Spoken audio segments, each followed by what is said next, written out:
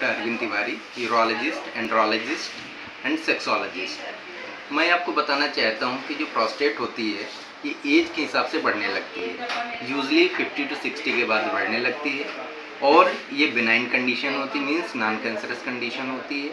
इसमें कैंसरस के चेंजेस भी हो जाते हैं कुछ पेशेंट में, उनको फिर आइडेंटिफाई हम लोगों को करना होता है।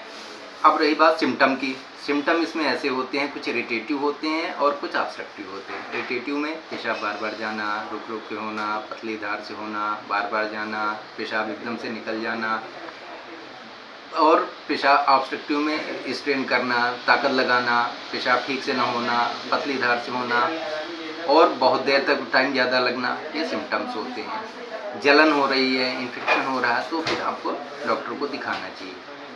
अब आपको आता है कि इसको पता कैसे लगेगा। सबसे पहले अगर ये सिम्टम हो रहे हैं तो आपको यूरोलॉजिस्ट से मिलना है, उनके पास जाना है, अपने एग्जामिनेशन और इवैल्यूएशन करवाना है।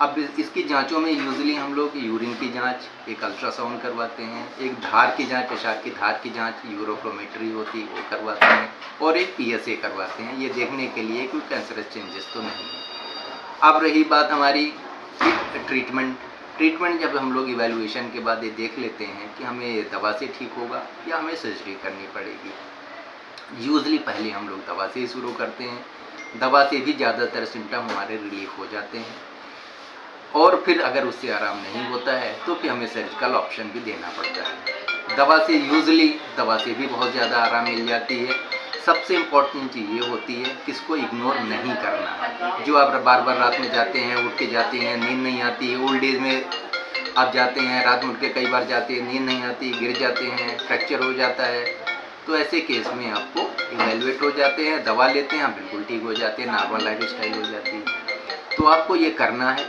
इसको इग्नोर नहीं करना है। अगर कुछ भी प्रॉब्लम होती है तो आपको दिखाना चाहिए, इवैल्यूएशन करवाना है और ट्रीटमेंट लेना है। आप खुश रहें, अच्छे से रहें और हम लोगों से मिलते रहें। नमस्कार।